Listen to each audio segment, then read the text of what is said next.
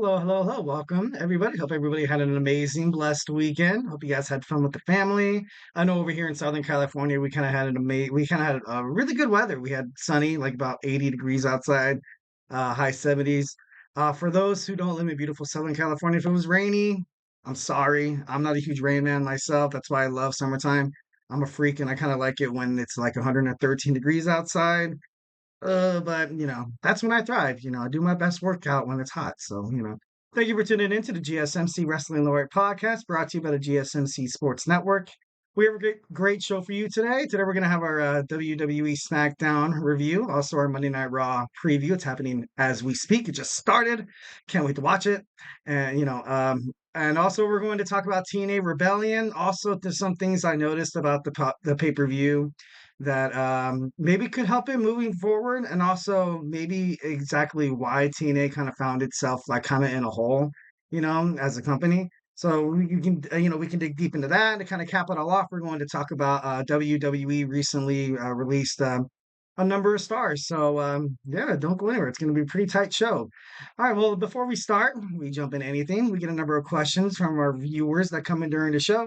So to ensure that your question gets read on air, I ask you to use the tips and donations link at the GSMCpodcast.net with your question. Just put your questions up on top so I can see it, so we can talk about it. Tell me what you like. Tell me what you don't like.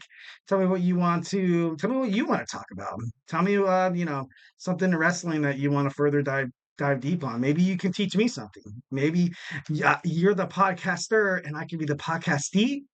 I think that's the way. No, no, yeah. Audience. I can't believe I've totally whipped that one. But anyways, it really helps the show, guys. A little peace, love, and positivity at the GSMC Sports Network. Again, the link is the GSMC podcast.net. So yeah. All right, let's go ahead and dive deep into our WWE SmackDown review. It was a great SmackDown, another SmackDown under the Paul Levesque era under his belt. Next week we have the draft. So ultimately, a lot of stuff happened. Definitely a lot of draft implications in terms of like kind of what superstars seem like they kind of fit on Fox 11. I know a lot of people are like, oh, not or SmackDown, but you got to also think about like it's cable television. It's cable television as opposed to the USA Network, which is Monday Night Raw. Sometimes, I guess Monday Night Raw's, it's going to be on Netflix in the near future. Also, the NXT moving to the CW. So I don't know, but they did say that Monday Night Raw will not be changed from Mondays. Absolutely not, because that would you know, kill the whole Monday Night Raw like fever. Why? How it was created like you just had people go through the weekend. Usually weekend there's pay-per-views and stuff in wrestling and stuff like that, and then Monday night, bam. You know how people dread going to work on Mondays and they're like, oh man, I have a total hangover right now. Oh God. And then what do you have to look forward to coming home from work?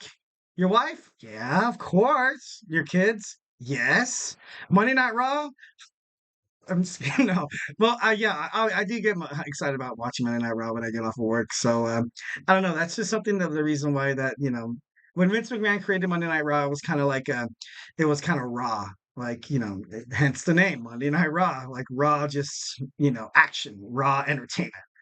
So I thought that was, pretty cool. So let's jump into it. So we have the LA Knight and AJ Styles kicked off the show with their match for the number one contendership for Cody Rhodes' WWE Undisputed Championship. All in all, it was a good match, a lot of back and forth. Most of the match, I think, was controlled by LA Knight, and it felt like whenever AJ Styles kind of got some momentum built up, LA Knight was able to kind of kill it and was able to control and dictate the match, which I kind of thought he was going to win. I spoke to you guys last podcast and I was like, oh, what I think is going to happen is the LA Knight's gonna win. But what should happen is AJ Styles, should get the victory. And lo and behold, AJ Styles, he's going to fight Cody Rhodes at Backlash. So I don't know, it just kind of makes me think. Like I said before, we were talking about how AJ Styles, he said he's honestly contemplated about retiring. I don't know if he wants to go out with one big bang to fight against, his friend Cody Rhodes. You know, um, Obviously both of them. Well, Cody Rhodes was originally brought up in WWE, had to leave the WWE to kind of do some time in Ring of Honor. and then he created AEW, and then he ultimately came back. And AJ Styles, who was an absolute dynamo in TNA wrestling, which we're gonna kind of talk about in our third segment, so don't go anywhere. But I'm happy AJ Styles picked up the victory. I'm really happy. He knows how to put on a very well like thought out main event or like a wrestling match. You can tell like that he cares. You know, when they do prep for these matches for these pay-per-views, these guys are in the ring hours on end because they want to put on a good show for the entertainment factor. Because if the match looks, you know, kind of crappy live, if it looks like, you know, then you're not going to get ticket sales, you know, so to speak. And also, you can kind of, it drains the fans. When the fans watch wrestling, they want to see these guys like, you know, it looks like these guys actually hate each other. These guys are putting their bodies through excruciating pain, trying to, you know, upsell the other guy. And the fans, they see it once when a bad match is performed. And I think, you know, once again, you know, I'm not hating on AEW, but I feel like that's one of the huge, you know, things that they don't accomplish well in their, you know, organization. But and of course, if you disagree, you can always hit me up in the tips and donations link in the GSMC podcast on that. But anyway, so AJ Styles was able to pick up the victory. He was able to pick up the victory, thumb to the eye, you know, the only reason why he did that was because he, you know, right now he's a heel. Right now he's kind of not with the OC. So ultimately he's kind of going. AJ Styles, I feel like at the end of his career, he's like, you know what? I'm going to go out there on my own and I'm going to try to get mine. I'm going to try to get mine the way I want it to, the way that's going to make me kind of go out like in a blaze of glory, kind of like a badass. And honestly, it's it's a doozy. It's a doozy right now to be like, dude, AJ Styles is going to beat Cody Rhodes, especially after Cody Rhodes waited 2 years to beat Roman Reigns. And so imagine if AJ Styles won a backlash. That would be a huge like wrestling like slap in the face. If AJ Styles wins at backlash, I will, you know, on air, I will jump into the pool. I'm just kidding. The pool's like freaking 30 degrees. But you know, um I don't know. I think it's cool for AJ, and I think this is like one of his dream matches come true to fight against Cody. So ultimately, I think win or lose, I think he, you know, he feels like he's winning. So, you know, good for AJ Styles. Next, we have the WWE Tag Team Champions have been crowned. We have A-Town Down Under, ultimately being super disrespectful to the boss, Triple H, and even, you know, and they all decided to get in there, you know, but that's A-Town Down. You know what I mean? That's their persona, and they're the heel tag team right now. Uh, Nick Aldis, he introduced a fatal four-way tag team match for the number one contenders. For the WWE tag team titles, you had the Street Profits, Tyler Bates and Pete Dunne, authors of Pain, and Legado del Fantasma. This match was, you know, it was pretty good. A lot of, I liked how there was a lot of two counts and people would come in at the last minute and like break it up. I don't know, you could just tell, like, just because wrestling is wrestling doesn't mean that these superstars don't care. And you could tell, like, by the look on their faces and the maneuvers they were doing, they care. Obviously they want to become WWE tag team champions. Like even in your line of work, like if you might not have to be entertained in front of people in front of like and be like choreographed and stuff like that, but just you know being on cue, trying to honestly you have to take care of your body as well as the other guys. So honestly, I think wrestlers have a lot. You know they have a lot to do. So you know. Obviously, that's why we give credit to them. That's why we watch. That's why, you know, whenever people are like, oh, wrestling is on the other, we prove the naysayers. You know, we're like, hey, like, I still love it. If you give it a shot, you'll probably love it too. So ultimately, the Street Profits were able to win. I kind of saw that coming, and honestly, I feel like it was the right thing for the Street Profits to get the victory. Now they're going to fight A Town Down Under. You have this ultimate, you know, these heels against these. The Street Profits were kind of lingering toward them and Lashley. It's kind of like those businessmen, kind of like those guys that are, oh, we're going to go out there and get ours. I don't care if we're upsetting the crowd. I don't care if we make them happy, sad, you know, whatever. So they kind of had that persona going on. But recently they've been kind of hopping toward that, like more like a baby face. And I'm eating it up. I think it's great. I've been praising D'Angelo Dawkins and Montez Ford for the longest time. They deserve a WWE Tag Team title reign. I think the time is now. Ultimately, will they win at Backlash? Who knows? But you know, good luck to them. Next, we have Paul Heyman tries to put Solo Sikoa in his place. Solo Sikoa and Paul Heyman came out, and before they went out, Paul Heyman told Solo, he was like, "Look, right now, it's not your time. It's not your time. It's not your place to be making decisions, bringing in Tama Tonga. I think Jacob Fatu is, creeping around the corner. And, this isn't ultimately your decision. You're not the tribal chief yet." And honestly, Solo Sikoa didn't like to hear that. And I think it's just a matter of time until they take out Paul Heyman. And right now, you kind of have the elders out of the tribe. You have The Rock and Roman Reigns currently out. And to be honest, I think what they're doing right here with Solo Sikoa is genius, absolutely genius. Because essentially, you kind of had Roman Reigns. Roman Reigns was he was the epitome of that heel, that dominance, WWE champion for a long time, and he loses against Cody Rhodes, and everybody was like, "Oh, cool! Rhodes is like the champion, and now Reigns is gone." And then now you have Solo Sikoa come in, and everybody's like, "Oh, we're not going to miss Roman. We're not going to miss Roman." Look, 2 weeks into WWE, we miss Roman. The fans were even saying it like, "We want Roman." And just the way they kind of have those pick the lesser of two evils in that storyline, I think was genius. Absolutely genius. Definitely setting something up for the future with the match amongst Solo Sikoa and Roman Reigns. I know a lot of people probably anticipate The Rock eventually fighting Roman Reigns, but honestly, I think Solo Sikoa fighting Roman Reigns is more practical, is more pragmatic, and it's probably going to happen sooner than you think. So, as I know right now, WWE enlisted Roman Reigns as out indefinite. He's probably taking care of some health issues. Obviously, you see him doing things in Hollywood and stuff like that.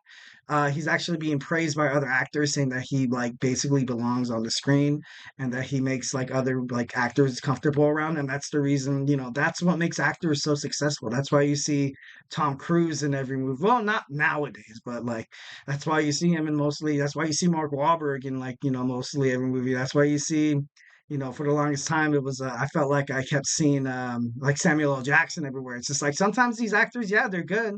You can be good at acting. Can you be good at acting and also be very approachable and also be great to work with? Sometimes guys have, problems doing that. And Roman Reigns is obviously, he's able to adapt. He's a WWE superstar. He's worked with people inside and out of the business. And it's no surprise that he's killing it over in Hollywood like he did in the WWE. So, obviously you saw Kevin Owens being attacked. This is kind of setting something up for Kevin Owens eventually fighting the Bloodline. Kind of maybe have to gather up a group. Obviously, he kind of had that stint with Randy Orton before WrestleMania 40. So I don't know if Randy's going to go help him, and eventually maybe Jay joins in. But Lord only knows. Lord only knows. Anyways, so it got to the point where they kind of showed something happen outside. They showed something outside. Solo Sikoa ran into Kevin Owens' car. Nick Aldis, absolutely furious, told Paul Heyman, "You got to keep your guys under control, man, because we settle things out inside the ring, not out in the parking lot, not damaging, vehicles or something like that, not trying to kill someone personally." So honestly, he kind of put that out there and he said he doesn't want this on his show. And that kind of made me think I was like, you know what? That actually, obviously Solo Sikoa and Tama Tonga is kind of, doing their own thing right now. I don't know if they're going to listen to Paul Heyman, but this could ultimately, jeopardize them from being drafted to WWE SmackDown. Absolutely. And the Bloodline has been exclusively on SmackDown for God, the longest time. I think that was something that definitely Fox was like, all right, if you're gonna put a show on broadcast television, we want the guy. We want the guy. So which one makes me like, okay, maybe they might be drafted to WWE Raw, which would probably make the most sense at this point. Getting drafted to Raw, I kind of snowballed and, kind of thought throw out a trial balloon about maybe them going to NXT. But I read recently that NXT is planning on keeping Trick Williams. And I think that they should ultimately put Trick in a position where he's like a complete, he's like the one. He's like the hero. Because obviously, when you go to the CW in October, you're going to need somebody like that. You're going to need someone in the main event caliber like Roman Reigns. You're going to need someone in the main event caliber like Cody Rhodes. And I think that they're going to keep Trick Williams in there, which totally just kind of like, you know what? I don't think the bloodline is going to the WWE NXT anymore. Honestly, I don't.